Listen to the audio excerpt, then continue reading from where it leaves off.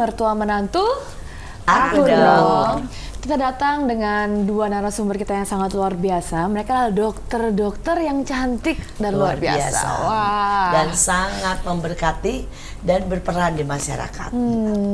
Ini ada Dokter Kelly dan juga Dokter Dia. Tapi mungkin bisa sedikit memperkenalkan diri, namanya siapa, terus sekarang bidangnya apa. Mulai dari Dokter Dia dulu. Apakah ada bidang-bidang lain juga yang dikerjakan? Gitu. Mungkin dari Dokter Dia dulu. Ya, halo.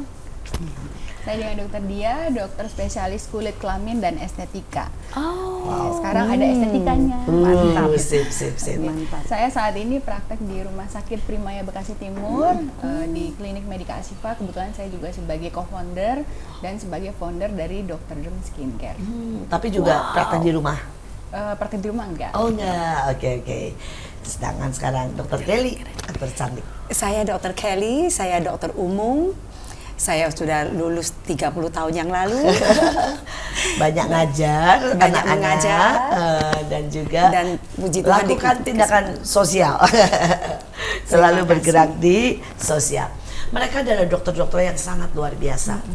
Dokter Kelly sengaja memilih untuk melayani orang-orang miskin, bahkan mereka yang tidak mampu. Dokter Kelly juga selalu siap untuk pergi ke area-area yang berbahaya. Tempat banjir, tempat-tempat yang orang lain tidak mau pergi. Ini seorang dokter yang memilih hidupnya untuk menjadi berkat buat banyak orang. Sedangkan Dokter Dia adalah seorang dokter yang melayani begitu banyak istri dan juga orang-orang dari kelompok-kelompok LGBT dan banyak sekali problem yang ada, tetapi dia menjadi berkat, menolong dan memberikan solusi. Hari ini kita mau mendengar sangat luar biasa pengalaman mereka. Mulai dari apa sih yang mendorong sehingga para wanita cantik ini memilih jadi dokter. Oke, baik, boleh izin ya dok.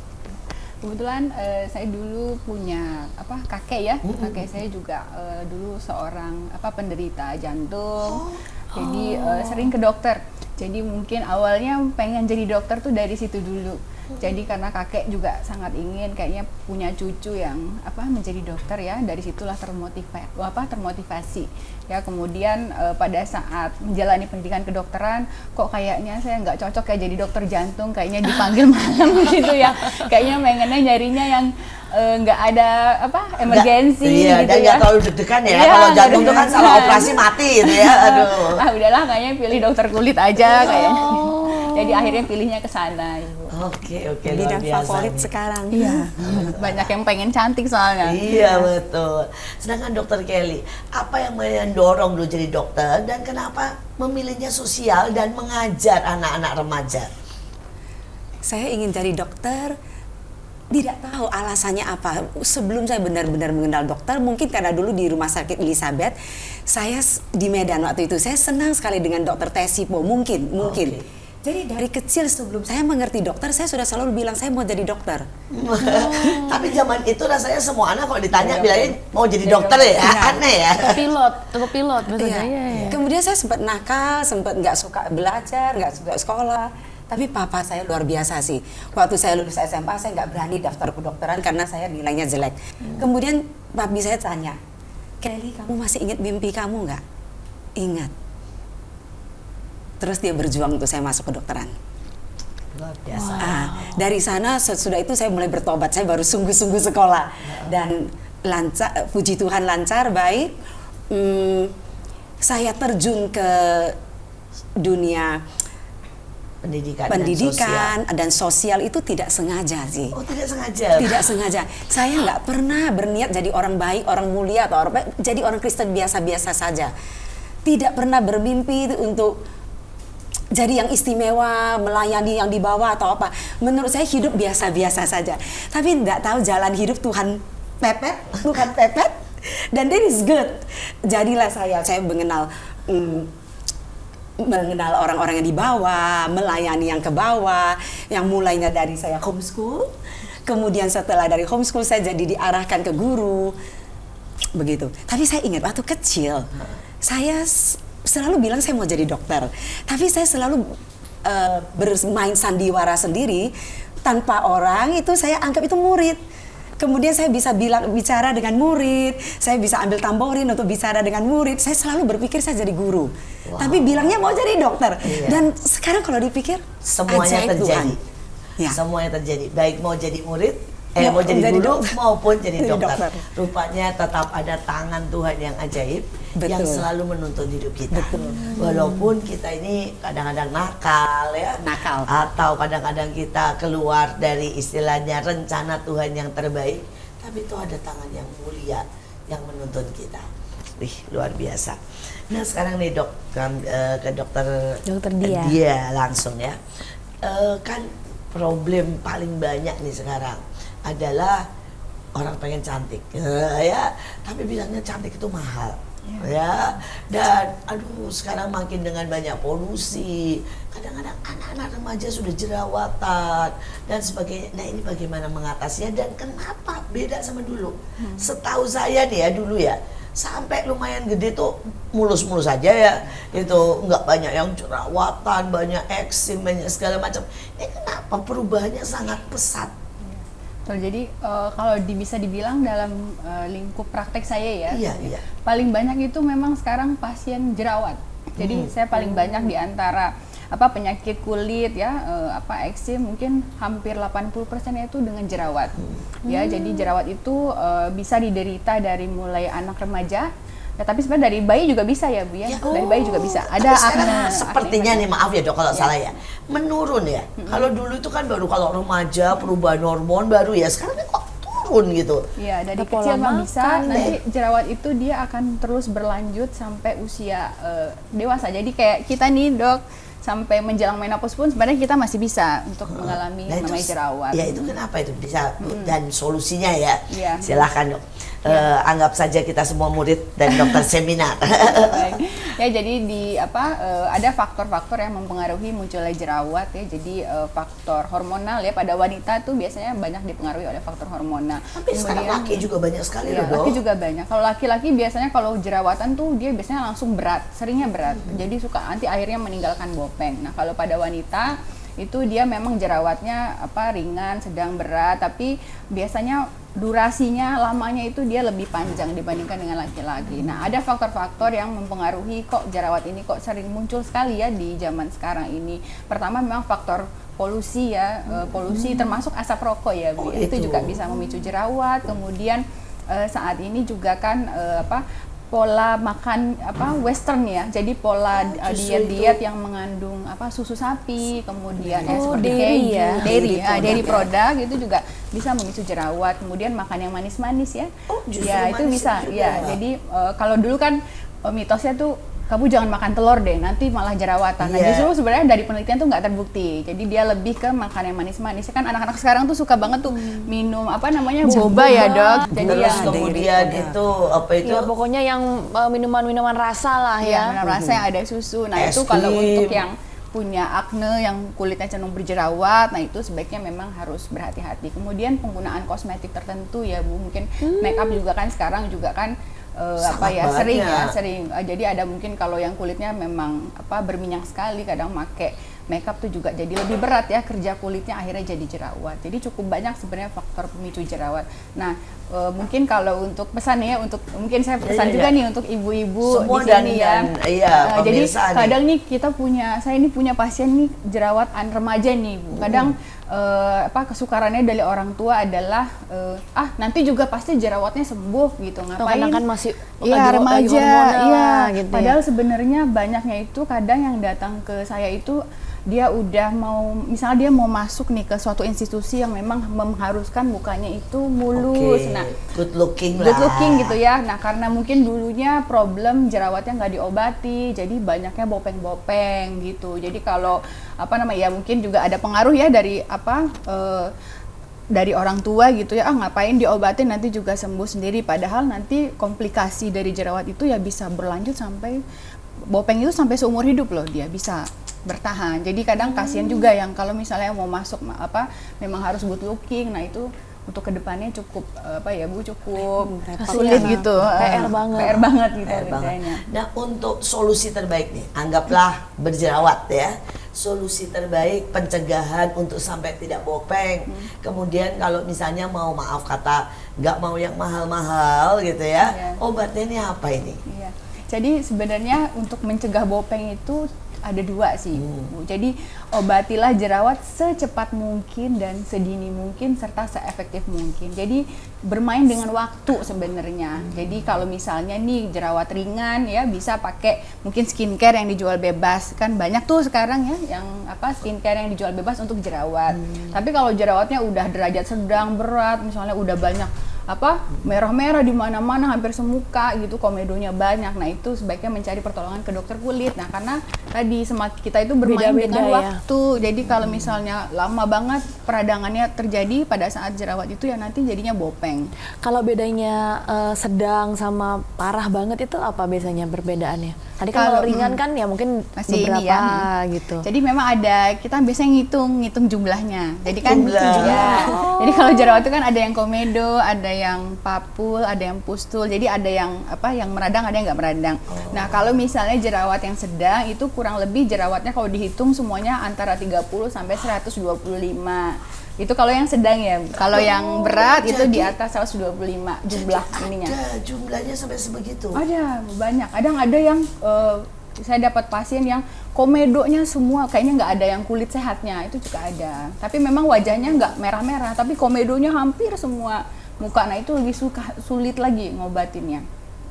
Bisa berbulan-bulan. Kita dulu mikir 5 jerawat aja udah pusing ya. Udah banyak itu gitu ringan kita. berarti ya yang cuma 5, cuma Iya, berapa? 5 sampai 30 lah. 30 itu masih bisa Ringan. dibilang ringan. Jerawat ringan. Wah, ini Jadi perlu. tenang aja saudara, kalau Jadi masih di bawah 30 Di sini tuh semua ringan. tidak ada yang ini staff yang syuting, tidak ada yang lebih dari 5. Jadi tenang, berarti Anda baik-baik saja. Cukup tidur berarti, cukup oh, tidur. gitu.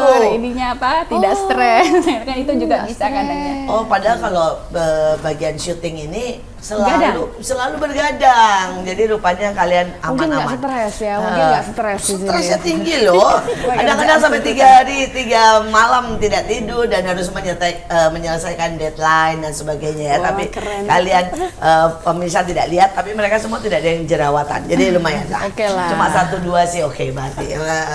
Oke. Terima kasih karena ini membuka wawasan kami ya.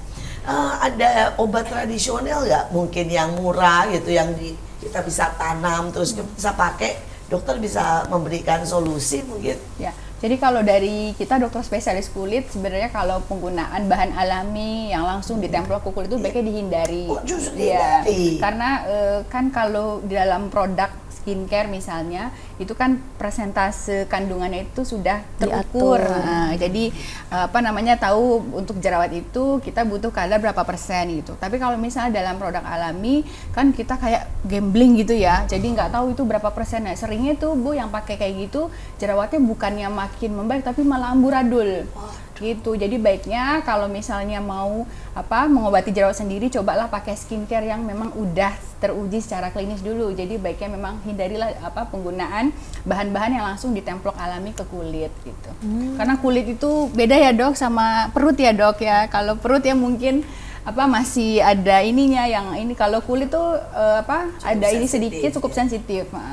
Mungkin kalau yang tradisional harus yang minum kali dari dalam, Dari sesuatu dalam. yang baik, sesuatu yang memperbaiki begitu. Ya, kalau untuk yang tradisional memang ada makanan-makanan yang sangat baik ya untuk akne misalnya, penderita jerawat itu baik sekali kalau misalnya mengkonsumsi ikan, terutama ikan laut ya kayak salmon. Mungkin kalau orang Indonesia betul. yang Masukin yang ya. masuk Di prosesnya Kita juga dalam dalam, mikirnya bukan dulu ditempel kan bilangnya gitu, langsung gitu jangan ya. Makan ikan, karena amis gitu ya, Bu, ya, amis, katanya. nanti bikin jerawat.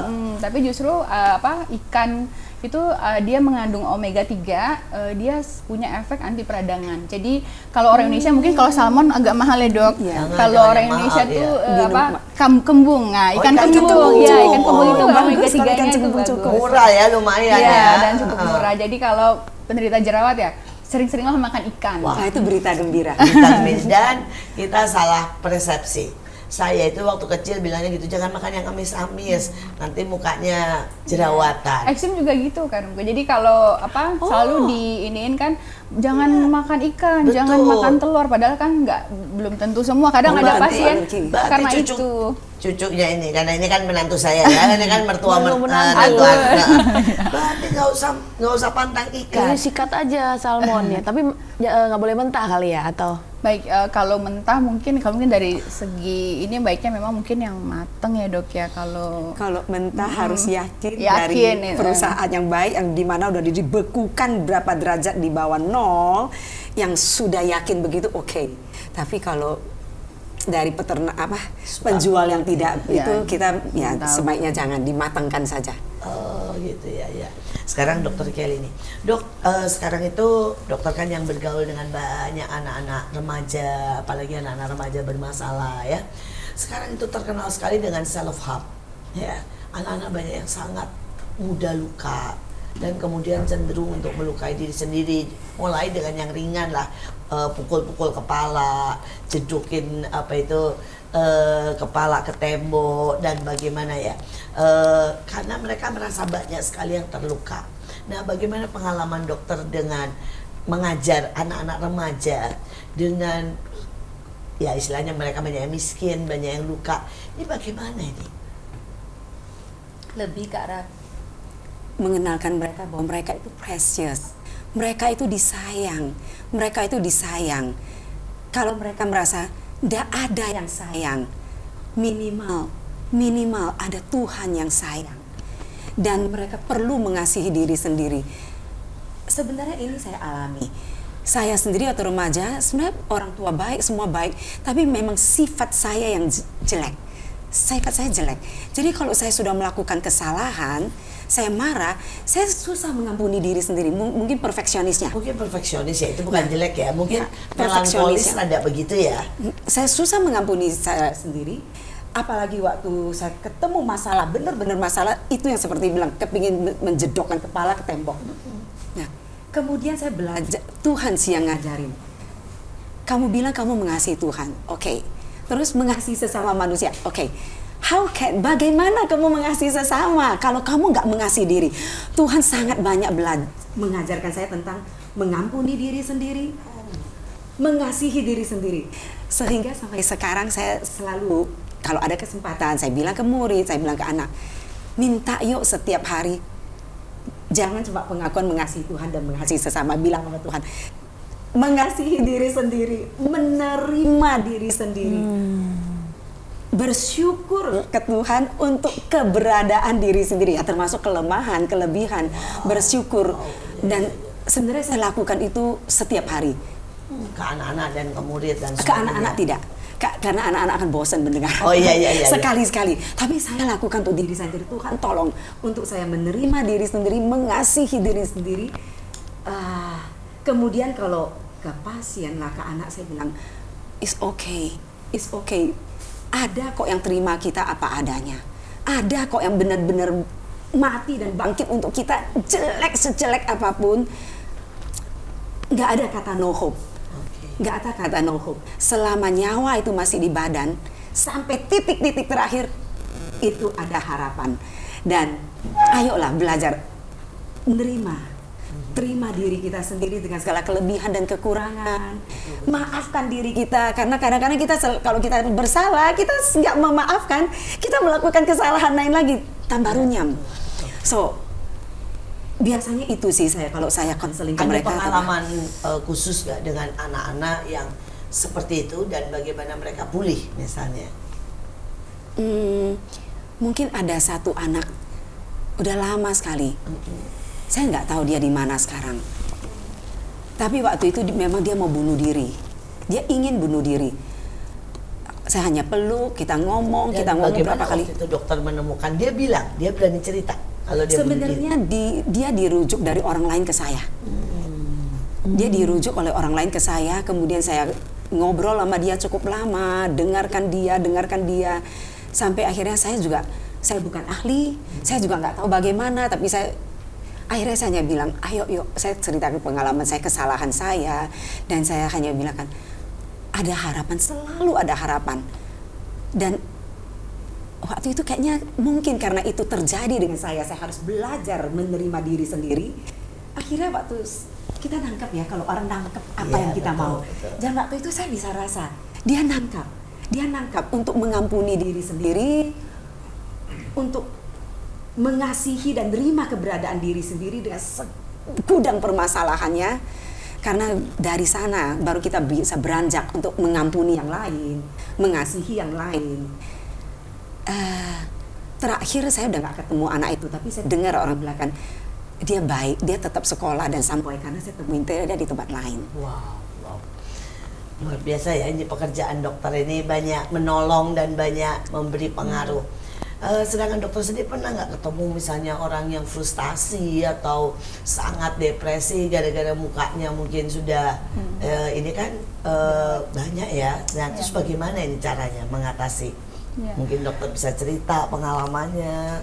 Ya, jadi kalau biasanya memang karena wajah itu adalah area estetik ya. Jadi kadang ada pasien tuh yang jerawatnya cuma 5 tapi dia udah stres banget tuh juga ada. Iya, ada.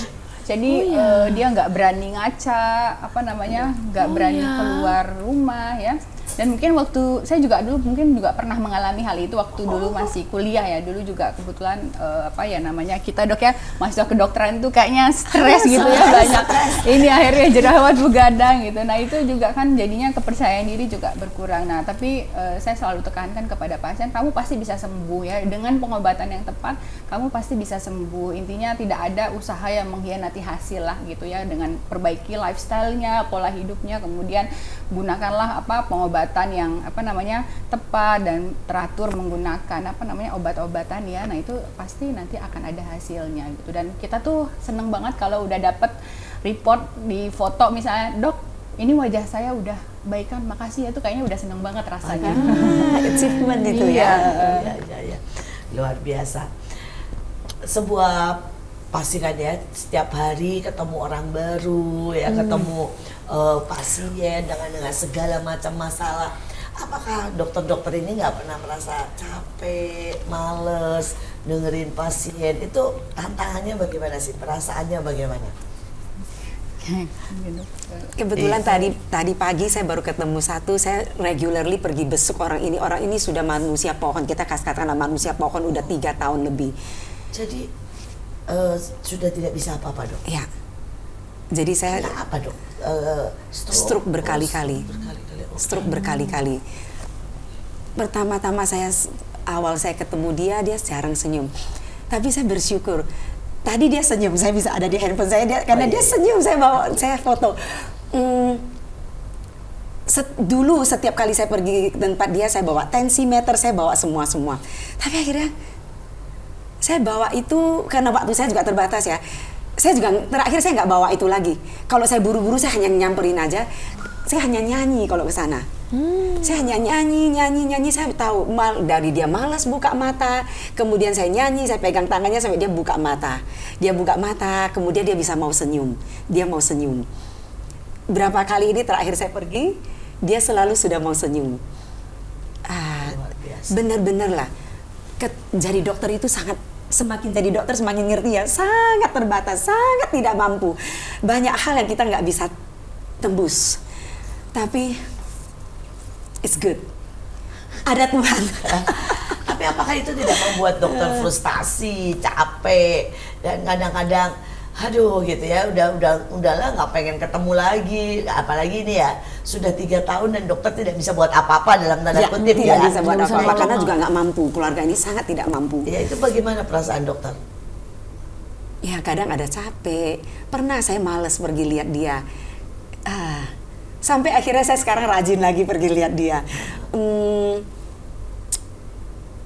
I don't know what to say ya.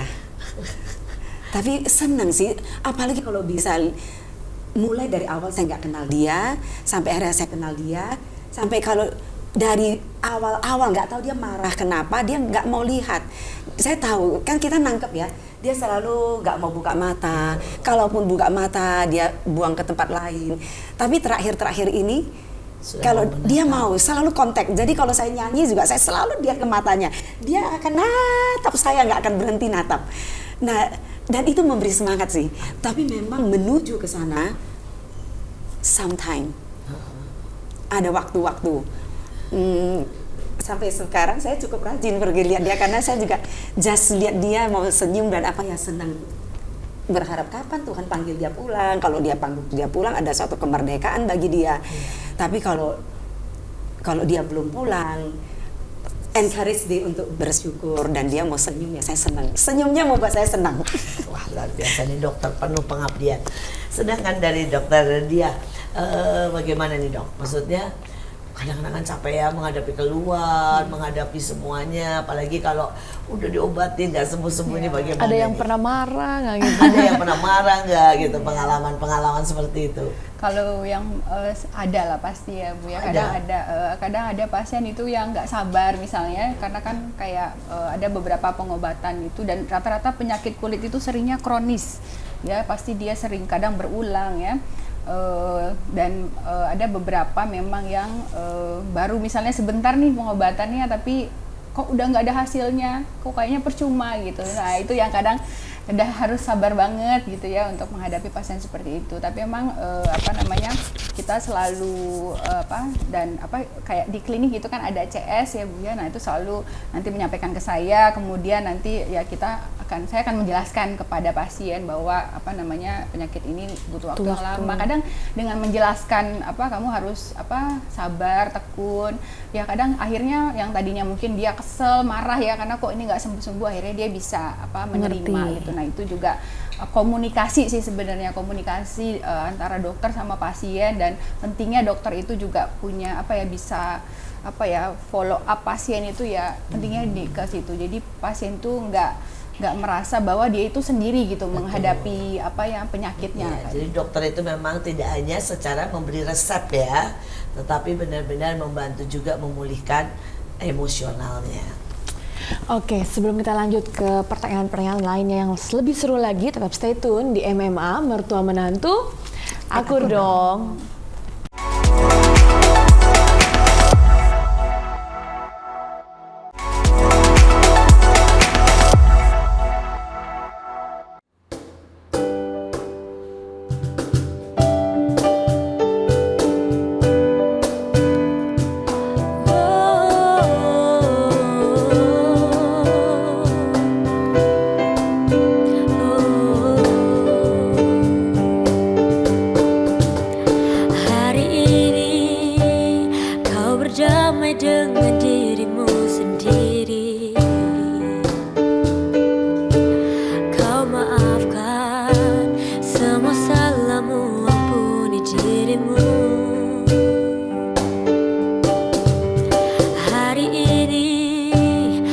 Ajak lagi dirimu bicara mesra, berjujurlah pada dirimu, kau bisa percaya. Maafkan semua yang lalu, ampuni hati kecilmu.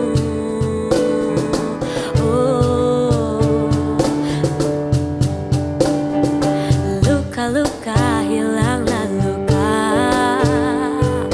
biar senyum jadi senjata. Kau terlalu berharga untuk luka, katakan pada dirimu semua baik-baik saja.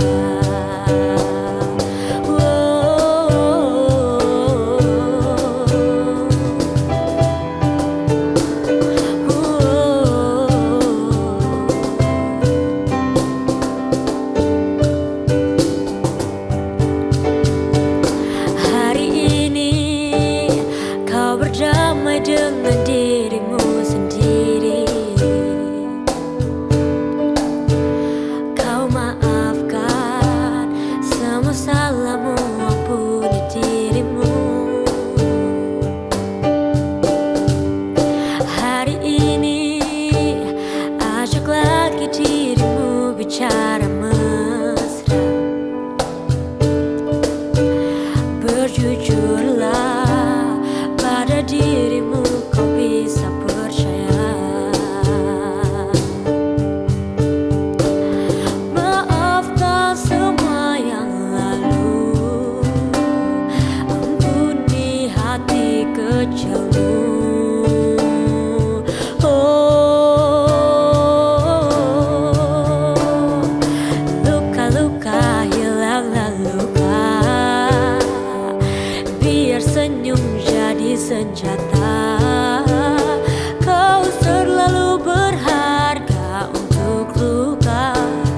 katakan pada dirimu semua baik-baik saja. Oh, luka-luka hilanglah luka, biar tentram yang berkuasa. Kau terlalu berharga untuk luka, katakan pada dirimu semua baik-baik saja, semua baik-baik saja, semua baik-baik saja.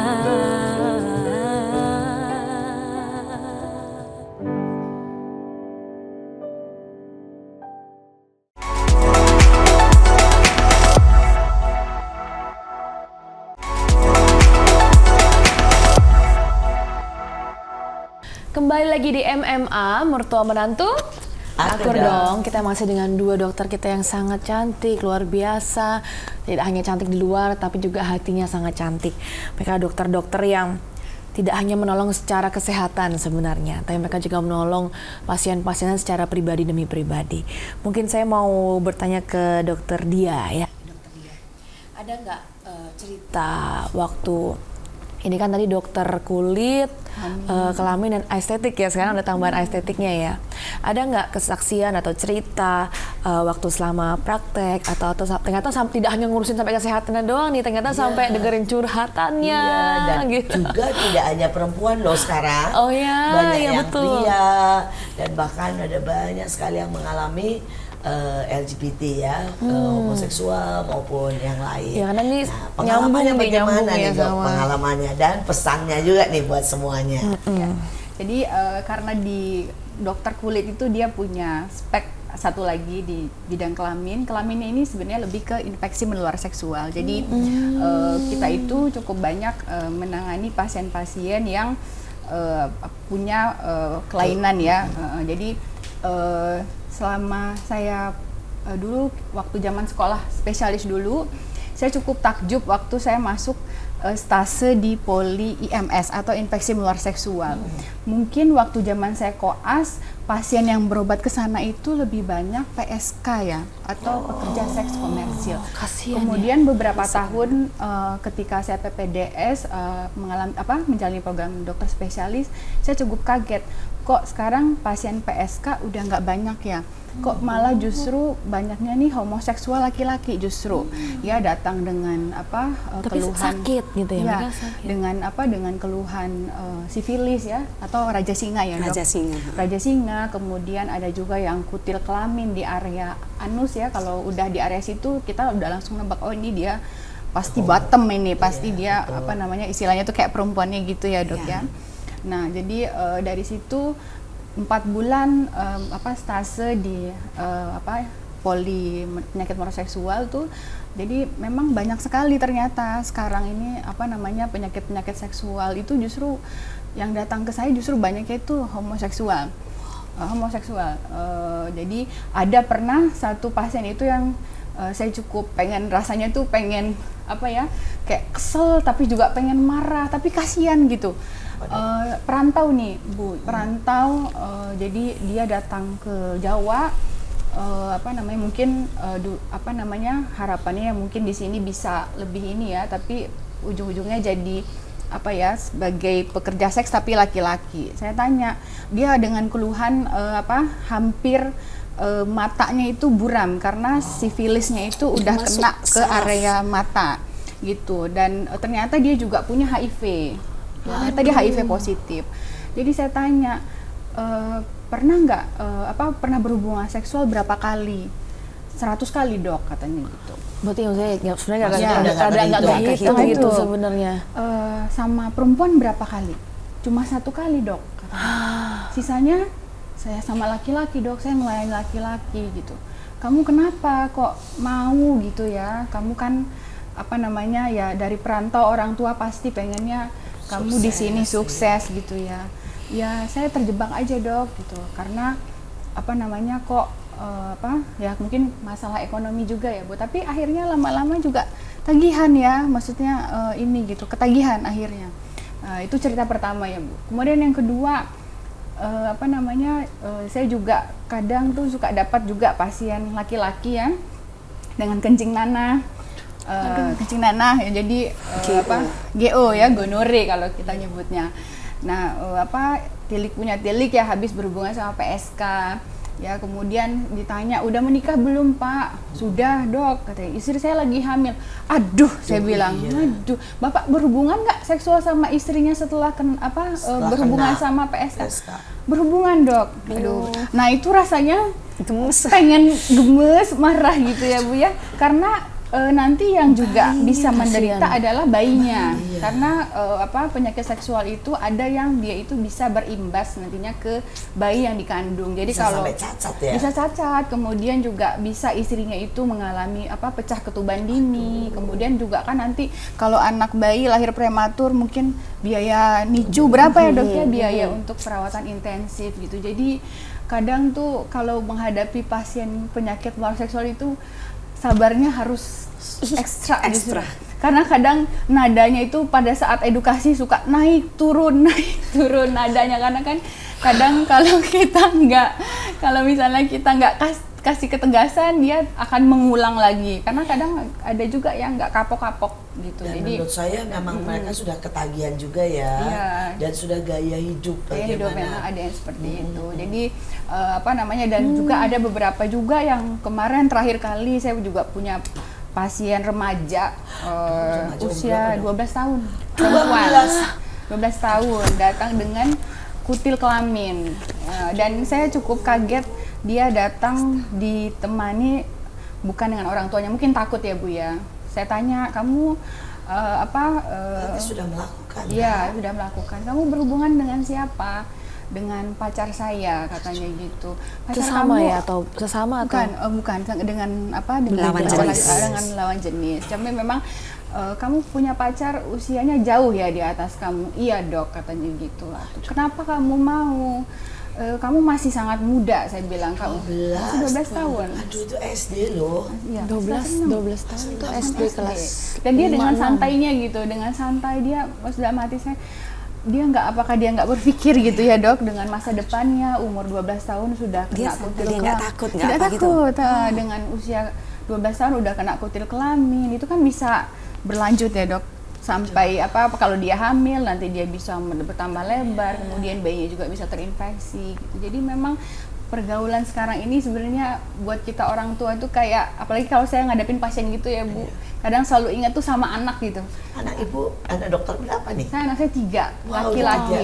Laki-laki semua. Laki-laki juga sekarang tidak aman loh. Ya, justru laki-laki itu mungkin punya anak laki-laki sekarang ujiannya besar Bu, besar sekali. Kalau dulu kan kita merasa anak perempuan ya. Ya, kalau sekarang laki-laki juga diincar dengan begitu banyak masalah.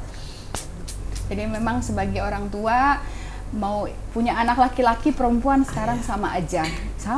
Jadi banyak di laki-laki mungkin sekarang homoseksual juga gampang marah sekali Dok. Jadi kayak di universitas di mana-mana sangat.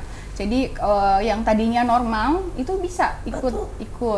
Jadi kalau ditanya gitu, kamu sebelumnya memang suka laki-laki? Enggak Dok, saya kebawa pergaulan. Nah itu, jadi memang harus hati-hati. Dan banyak orang tua tidak berpikir bahwa itu terjadi di sekolah. Padahal sekolah juga tidak bisa menjamin, karena satu anak mungkin yang mulai dengan nonton HP porno dan sebagainya, itu bisa menularkan ke anak lain, dan kemudian bisa menyebabkan hal-hal yang sangat mengerikan.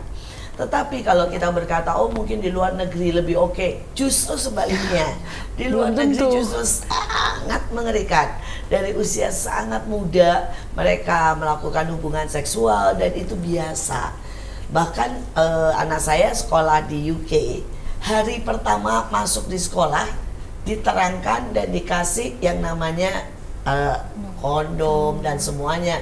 Dan mereka berkata ini ada klubnya. Kalau kamu mau bergabung dengan LGBT, kalau kamu mau bergabung dengan orang-orang yang maksudnya masih free, belum punya pacar, silakan, daripada kamu di sini kesepian. Jadi bayangkan hari pertama kuliah, pelajarannya bukan Tutorialnya ini. tutorialnya seperti itu. Jadi memang mengerikan sekali. Tapi anak saya yang lain sekolah di sini tanpa menyebutkan karena berbahaya, diundang ke party dan di party di trap. Untung anak saya cukup biasa ya menghadapi orang. Artinya di party itu dikunci semuanya. Kemudian ini sekolah terkenal dan sangat kaya ya. Mereka pesta narkoba, free sex dan homo. Jadi ini terjadi day by day gitu ya. Bagaimana bisa kalau kita tidak siapkan anak-anak kita untuk pandai-pandai memilih, bergaul, dan bagaimana menolak tanpa menyinggung. Itu juga harus seni yang harus kita ajarkan ke anak-anak. Karena beberapa kali anak saya bilang temennya yang pada waktu di trap begitu menolak, mereka langsung ditipu. Jadi mereka disuguhin minuman dan makanan yang mengandung narkoba. Jadi ujungnya justru jadi korban ya. Sedangkan kalau anak saya terus ya dia tertawa, dia bilang oke, kita makan dulu, kita minum dulu, dan kemudian dia kasih teman-temannya sampai mereka teler dan dia kabur lewat dapur gitu. Jadi terus waktu ditanya besoknya, kamu kemana? Ya kalian teler, gue nggak ada temen jadi gue pulang katanya ya. Jadi terus diantara mereka teman-temannya berpikir dia jago minum, padahal itu cuma trik buat kasih aja terus temennya, sedangkan dia sendiri tidak. Sengaja untuk minumnya secukupnya aja, sebatas yang dia tahu. Ini masih membuat saya tetap waras ya untuk kabur. Tapi itu memang benar-benar sebuah istilahnya pergumulan sekarang, dan kita orang tua harus banyak mendidik, menyiapkan dan mendoakan. Sekarang dari Bu Dokter Kelly nih ya, dari saya sampai kadang-kadang manggil ibu, manggil dokter, maaf nih. Pengalaman apa dan bagaimana yang mau diceritakan supaya orang tua di rumah ini waspada? Yang anak-anak ya,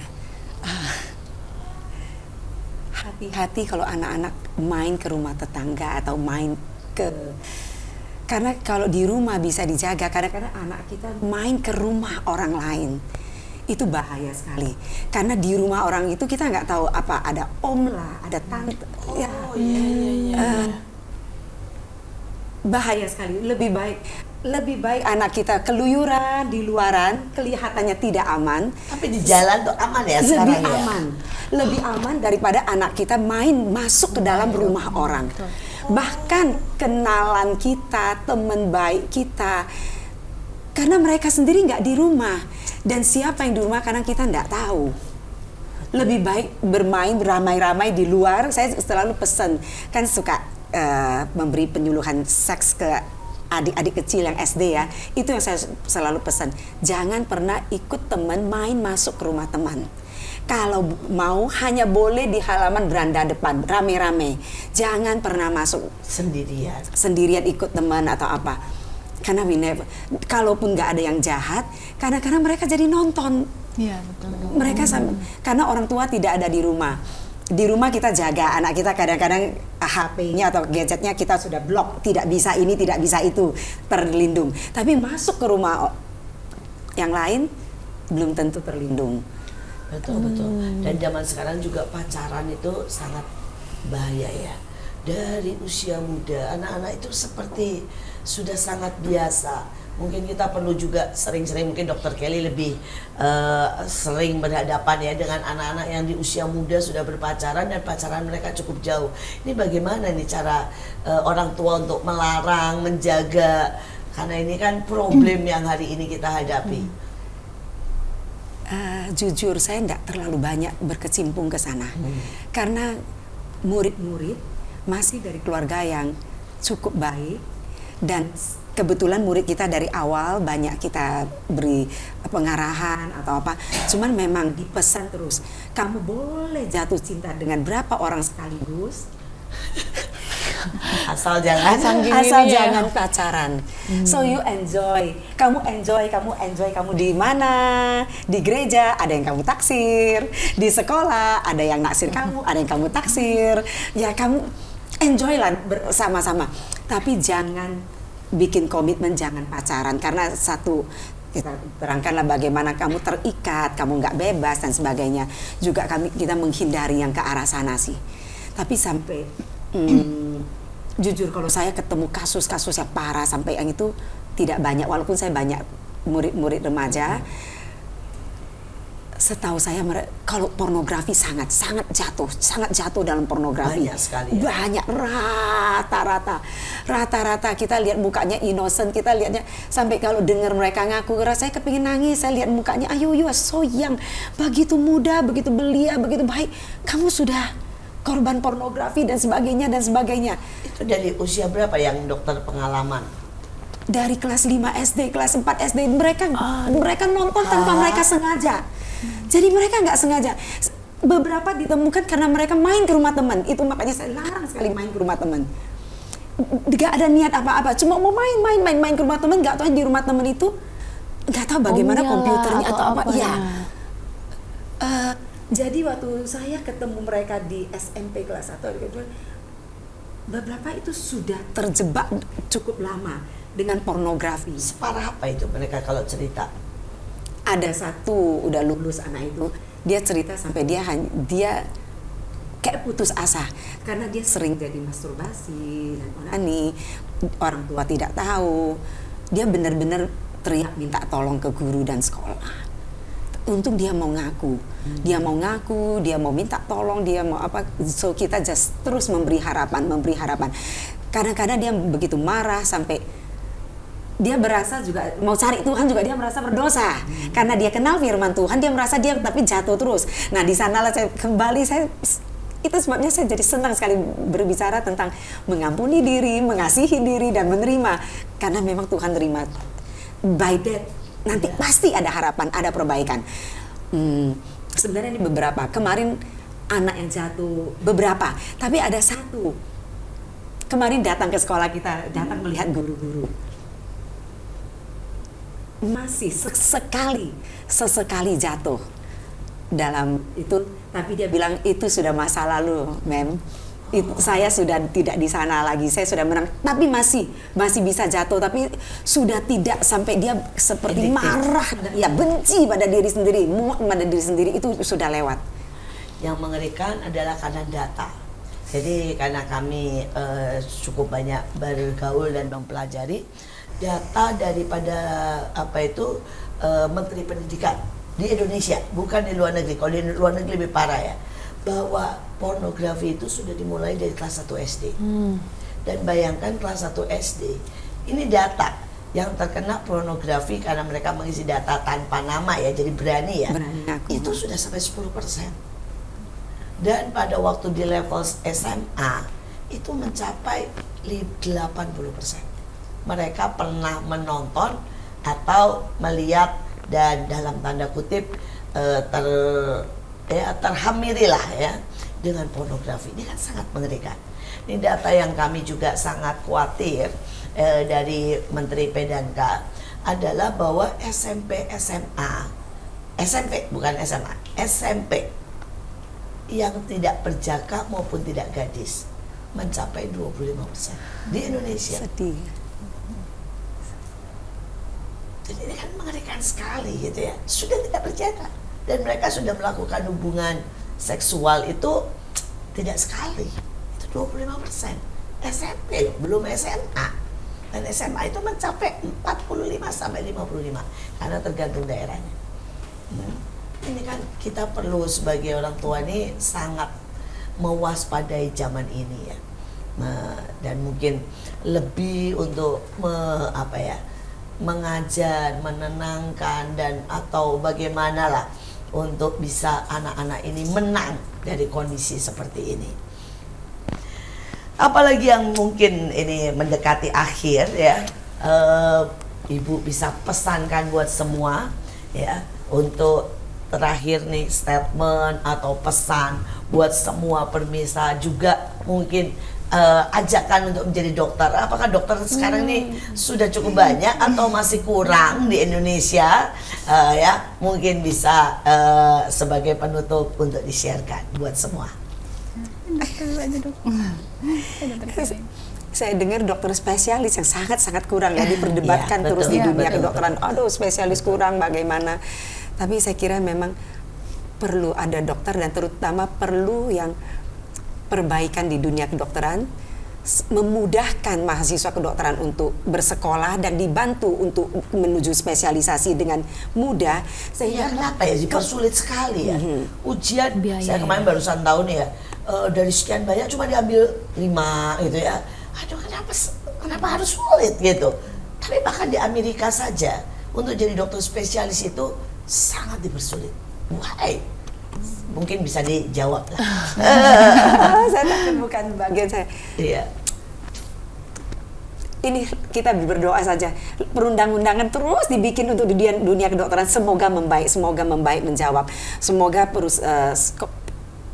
rumah sakit besar, swasta sekalipun Silakan, boleh minum dan boleh makan, mencetak iya. dokter-dokter spesialis, dipermudah, jadi diperluaslah di mana-mana bisa belajar spesialisasi bagaimana dok menurut dok. Jadi lebih mudah. Kalau mereka tidak terlalu dituntut, sesudah mereka lulus juga mereka tidak terlalu nuntut. Tapi kalau mereka menuju spesialisasi aja itu tuntutannya tinggi sekali, sehingga nanti mereka kan sulit untuk mereka, waktu mereka praktek mereka harus melepaskan semua dan tidak menuntut apapun. Sedangkan sepanjang jalan mereka dituntut. Tapi kalau dipermudah, maka mungkin ke pasien pun mereka akan lebih mudah. Istilahnya lebih murah, Iya. dan bisa, dan mereka juga rela untuk Lebih- pergi ke daerah ya, karena sekarang itu kan yang masalah itu kan di daerah. Seperti kemarin saya baru pulang dari daerah ya, dan kemudian ada pasien itu patah kaki, ya, jadi dibiarkan. Karena apa? Tidak ada spesialis ortopedi ya. Dan kemudian mereka berkata bahwa harus ke kota, sedangkan Dia patah. ke kota nggak tidak bisa, tidak punya uang, tidak punya dana. Itu BPJS juga tidak mau menolong karena harus keluar kota. Aduh, saya sampai dibawa ke tempat saya dan mereka minta tolong. Itu bayangkan sudah dibiarkan setahun. Berarti Jadi udah ini- tumbuh daging di antara tulang mungkin. Saya tidak tahu. Tapi dia bilang kami tidak punya uang. Jadi setahun. Jadi ini nonjol ke sini. Waduh. Wah, itu semua. Jalan pakai tongkat. Dari sakit sampai sudah tidak tahu lagi ya. Saya tidak tahu. Saya bilang ini masih sakit. Tapi dia bilang ya saya sudah sekolah, sudah jalan dengan begini. Itu tulang nonjol, benar-benar nonjol keluar begitu kelihatan. Karena tidak ada dokter. Nggak ada dokter, nggak ada fasilitas. Tidak ada fasilitas. Jadi adanya dokter umum dan dokter umum tidak berani Nggak melakukan berani. bedah tulang. Karena bukan kompetensinya juga Bukan ya, kompeten dan keahlian tuh nggak Iya. diajar sampai ke sana. Kan memang spesialis ini kadang juga keterbatasan biaya dok. Kayak saya dulu zaman saya sekolah itu kita nggak digaji, sedangkan kita harus bayar Bayar, SPP ya, Mak. Dok. Harus bayar SPP. Selama pendidikan tidak boleh praktek Nggak ya boleh kan? praktek. Nggak boleh praktek. Tidak ada penghasilan Tidak ada tertentu. Loh, penghasilan. kan sudah lulus dokter umum. Tapi Iya, di- tapi pada saat Pendidikan spesialis itu tidak boleh kerja. Oh, berarti kalau lagi ambil tidak spesialis tidak nggak bisa boleh juga ya open dok. klinik gitu. Waktunya juga nggak ada. Dan waktunya juga. nggak ada. Jadi memang support dari Keluarga. keluarga ya. Kalau saya juga support tentunya ada mertua juga yang ngurusin anak. Jadi memang sistem di keluarga itu memang harus sudah Siap sudah siap gitu kalau kita mau ngambil sekolah spesialis. Apalagi saya waktu itu suami istri, jadi benar-benar ninggalin anak. Saya kuliah di Bandung, anak saya di Jakarta sama mertua. Suami juga ambil spesialis. Wow, Suami ambil spesialis apa? THT. Oh, THT. Wow. Jadi memang kalau support system tidak, itu memang agak sulit ya dok kadang. Sedangkan memang spesialis ini penerimaannya juga sedikit. Saya cuma pada saat saya masuk itu satu angkatan saya cuma berenam orang. Kenapa ya dipersulit seperti ini ya? Kenapa tidak bisa dibuat mudah supaya banyak kita bisa kirim dokter spesialis ke daerah ya untuk menolong negara kita ini butuh sekali loh, kasihan sekali di daerah. Ya, masih terakhir mungkin kalimat 1-2 kalimat Semua dokter, pemirsa, untuk semua yang menonton. sebelum kita berpisah. Ya baik. Mungkin kalau pesan saya sebagai dokter kulit, mungkin kulitnya dulu ya.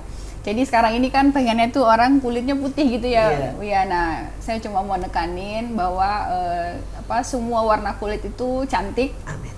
Ya, kamu tidak harus menjadi punya warna kulit putih, tapi apalagi kalau caranya nggak aman, misalnya suntik putih atau pakai krim abal-abal gitu.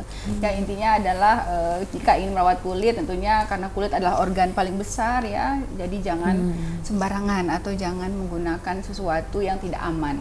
Itu mungkin pesan kulitnya ya, Dok. Iya, oke. Dokter Kelly, penutup Ya, 1 kalimat, 2 kalimat. kesehatan itu sebenarnya Tuhan kasih murah. Awali dengan banyak minum. Saya terus ke pasien sedang program minum selama kamu masih sanggup minum. Karena ada satu masa kalau kamu tidak minum dan kena penyakit tertentu, kamu dibatasi minum. Karena Tuhan itu murah hati, minum adalah obat termurah basic sebelum yang lain-lain. Oke, sekali lagi kita ada bersama dokter-dokter.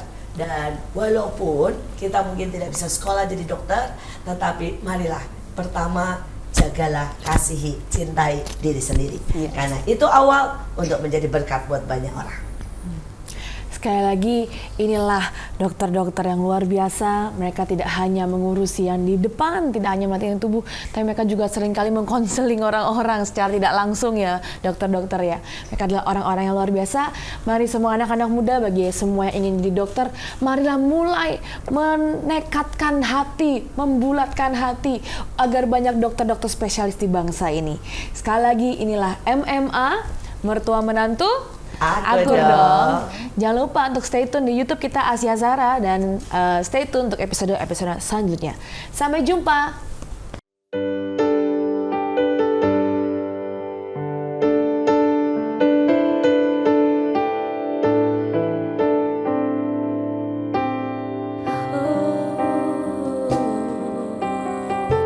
Dari kejauhan tergambar cerita tentang kita, terpisah jarak dan waktu. Ingin kuungkapkan rindu lewat kata indah, tak cukup untuk dirimu sebab kau terlalu indah dari sekedar kata. Dunia berhenti sejenak menikmati indahmu. Oh, dan apabila tak bersamamu, ku pastikan ku jalani dunia tak seindah kemarin.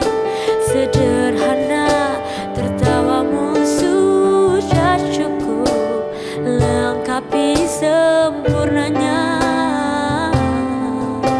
hidup bersamamu.